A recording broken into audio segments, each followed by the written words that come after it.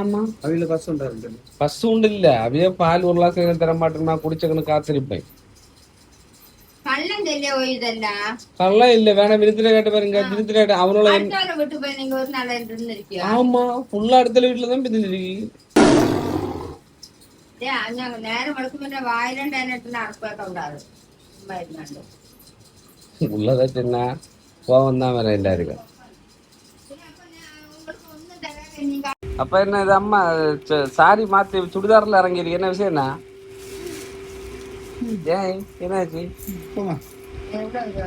200 ரூபா. அம்மா அம்மோ நம்ம கேட்டா ஒரு வெள்ளம் ஜூஸ் போல வேண்டி தரது இல்ல.